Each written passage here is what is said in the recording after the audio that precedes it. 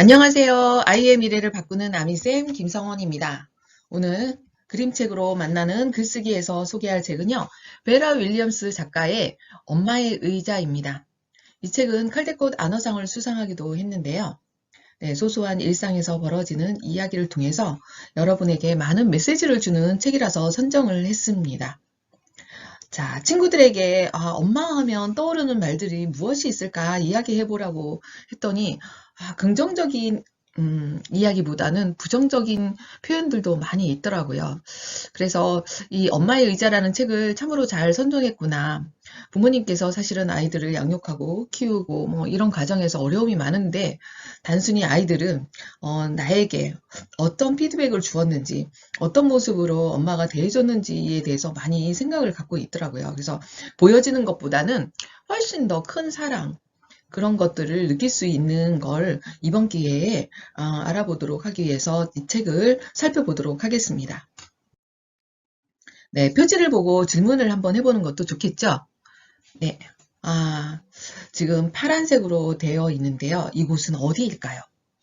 또 주인공 파란색 가방을 맨 친구는 왜 여기를 들어갈까요? 그 다음에 아이와 마주보는 사람은 누구일까요? 여기 보여지는 장소는 어느 공간인지 이야기해 볼 수 있겠죠? 네. 그 다음 뒷면 표지 보면 꽃무늬 표지를 하고 있으면서 예쁜 장미꽃 모양을 하고 있어요. 전체적으로 빨간색인데 누가 좋아하는 색일까 우리가 추측해 볼 수 있을 것 같습니다. 그럼 이야기를 한번 살펴보도록 하겠습니다. 네, 주인공 엄마는 블루타일이라는 곳에 가서 식당에서 일을 하신대요. 그래서 주인공이 학교가 끝나면 가끔 식당에 들러서 엄마를 도와주는데요. 이 식당은 엄마가 주인이 아니라 조세핀 아줌마가 주인인데 가끔씩 주인공에게도 일거리를 주신다고 합니다. 주인공은 소소한 일거리를 해내고 그 아줌마에게 소중한 용돈을 받게 되는데요. 언제나 그 돈의 절반을 유리병에 넣는다고 합니다. 커다란 유리병인데요. 자, 이렇게 커다란 유리병에 동전을 가득 채우려면 무척 오랜 시간이 걸리겠죠? 매일 엄마하고 아이는 엄마가 일을 마치고 돌아와서 선배 안에 병을 내리고 엄마가 팁으로 받은 잔돈을 꺼내서 병에다 채우게 된답니다. 자, 엄마는 어떨 때는 기분이 좋고요.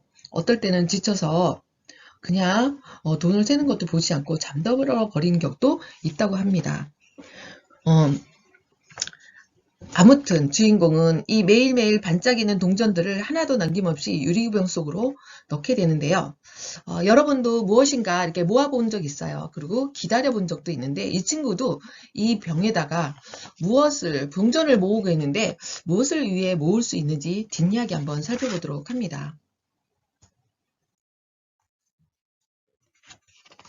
자, 엄마가 식당에서 일을 하고 오시면 지쳐 쓰러져서 이렇게 주무시고 주인공과 옆에 있는 분 할머니라고 하는데 할머니하고 엄마가 모은 팁을 모아서 병에 넣는 장면입니다.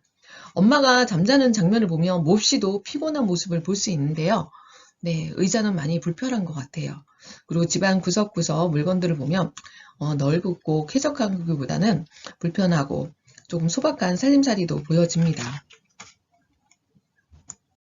네, 주인공이 이토록 간절하게 가족과 함께 유리병에 동전을 모으는 데는요, 그만한 이유가 있겠죠. 네, 1년 전이라 그러는데요. 엄마랑 주인공은 새 신발을 사서 집으로 돌아오는 길이었답니다. 엄마는 굽이 낮은 구두를 샀고요. 이 아이는 샌들을 샀는데요. 행복하게 집으로 돌아오는 길에 엄마는 근처에 있는 화단에 핀 튤립을 보면서 빨간색이 예쁘다고 그랬고 주인공은 노란색이 예쁘다고 얘기하고 막 모퉁이를 돌아올 때였는데요. 바로 집 앞에 커다란 소방차가 2대가 서 있었습니다. 집에서는 검은 연기가 펑펑 솟아오르고 있었고요. 동네 사람들은 모여서 웅성웅성 거리고 있습니다. 엄마는 내 손을 꽉 움켜잡고 헐레벌떡 뛰어갑니다. 뛰어가는 장면 보면 정말 아이가 끌려가듯이 다급하게 가고 있는데요. 엄마는 가서 어머니가 어디 계세요? 아이의 할머니죠. 막 소리칩니다. 그랬더니 이모는 걱정하지 마. 여기에 계셔. 다행히 할머니는 무사했고요. 우리 집 고양이도 무사했다고 합니다. 하지만 살림살이는 모두 못쓰게 되었고요. 집이 이제 살 수 없는 그런 집, 새까맣게 탄 집, 집기만 보이는 그런 흔적만 보이는 그런 집으로 남아 있었답니다. 그래서 더 이상 그곳에서 살 수 없어서 이 아이다 이모와 샌디 이모부 집에서 지내게 되었답니다. 한동안 지내다가 아래층 아파트로 이사를 하게 되는데요. 네, 우리는 벽을 노란색으로 칠하고요. 마룻바닥도 반짝반짝 윤이 나게 했지만 방 안은 모두 텅텅 비었다고 그래요. 그런데 얼마나 다행일까요?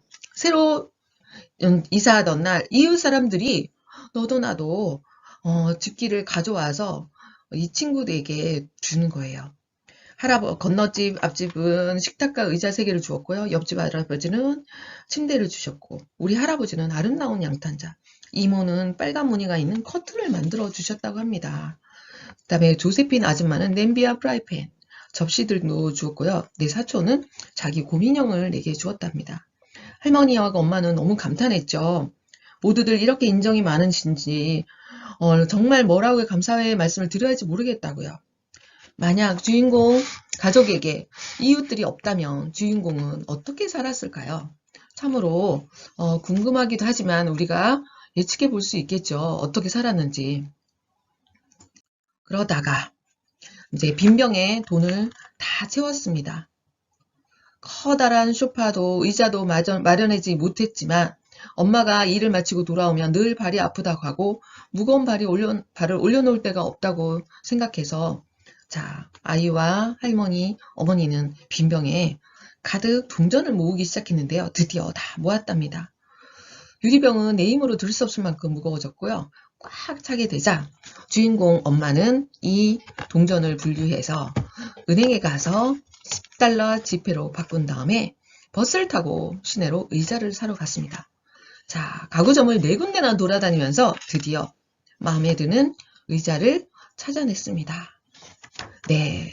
그리고 그 의자는 우리가 그동안 모은 돈으로 충분히 살 수 있어서 다행이었고요. 이모와 이모부에게 전화해서 곧장 트럭을 몰고 와서 의자를 집까지 실어달라고 부탁을 했습니다. 주인공은 네, 의자를 싣고 와서 지내는 모습입니다. 자, 엄마가 좋아하는 빨간색의 꽃무늬가 놓여져 있는 그런 의자를 사가져 왔죠. 낮에는 할머니가 이 안락 의자에 앉아서 지나가는 사람들과 이야기를 나누시고요. 저녁에는 엄마가 식당 일을 마치고 돌아와 여기 앉아 텔레비전 뉴스를 보신다고 합니다.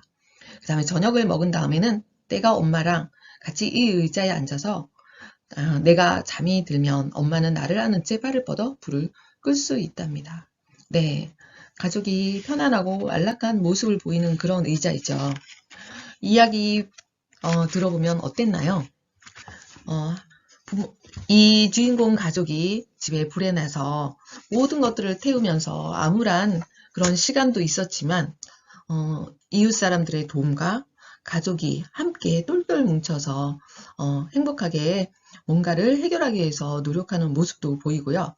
이야기 전체에서 내용이 그냥 뭐 행복한 일이 많은 건 아니지만 색감으로 보여지는 것은 아주 희망적이고 행복한 그런 색감으로 이야기가 전개돼서 참으로 보기 좋았던 이야기입니다.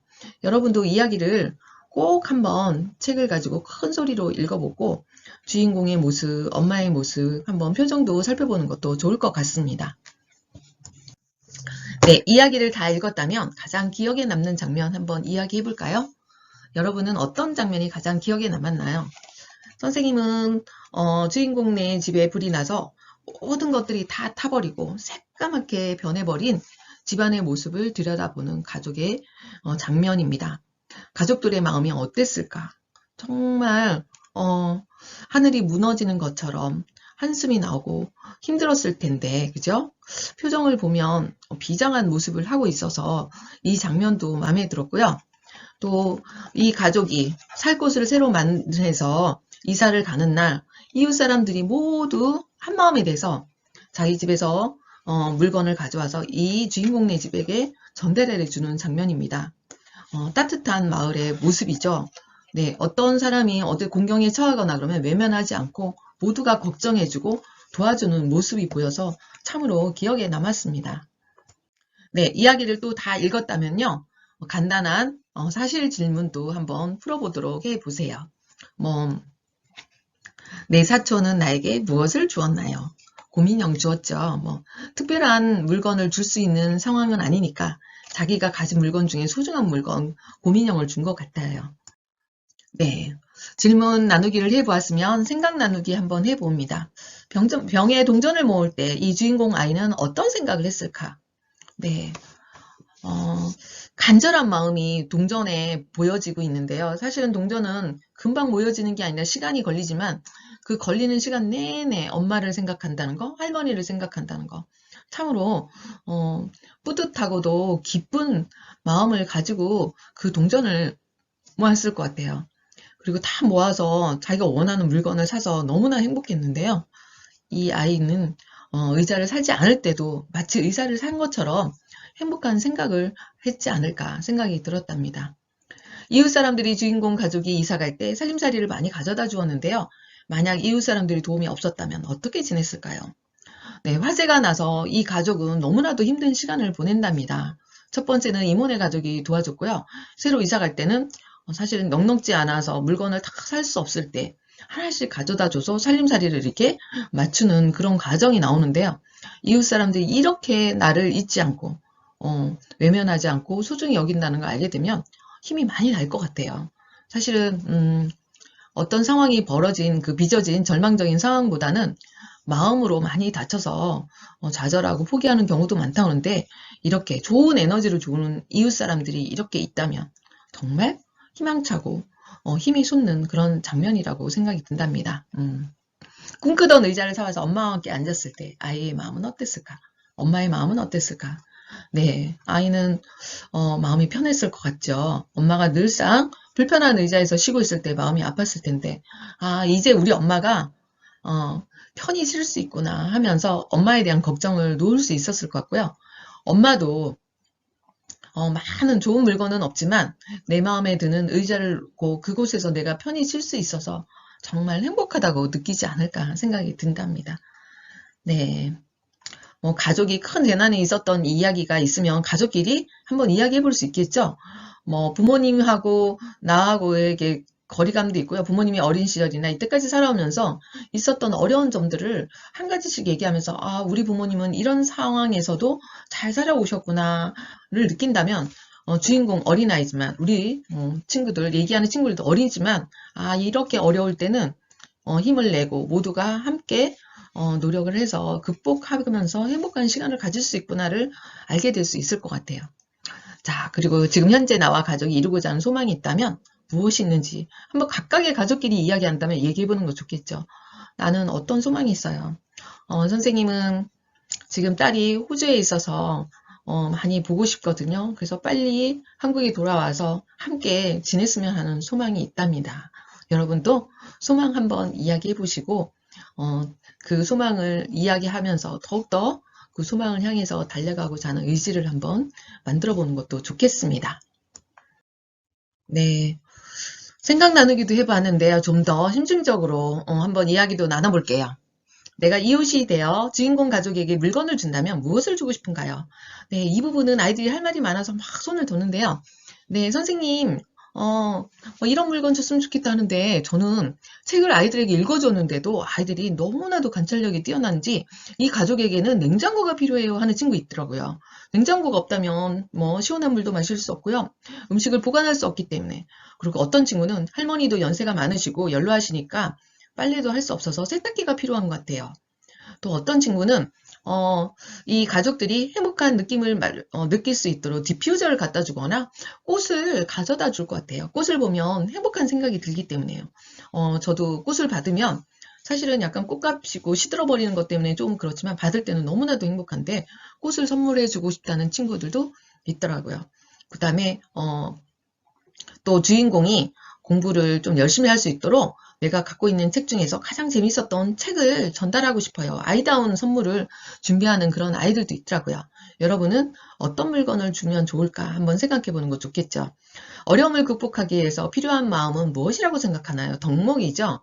네, 누구나 느낌에 따라서 작고 크고의 차이지만 어려움은 항상 있었다고 하는데요. 이 어려움을 극복하기 위해서 필요한 마음은 무엇일까요?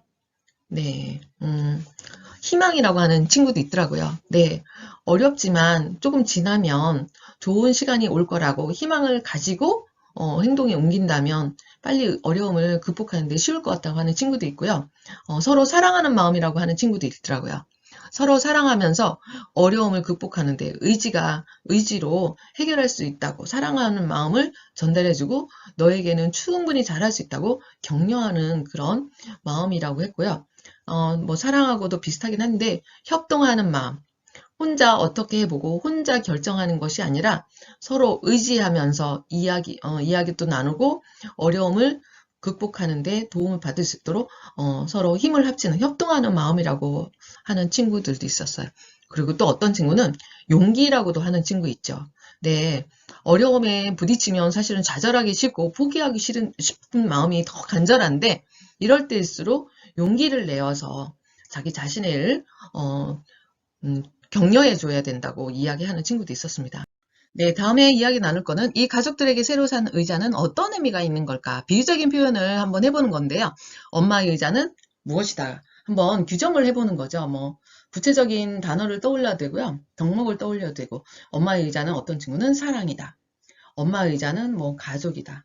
엄마의 의자는 행복이다. 엄마의 의자는 뭐 희망이다.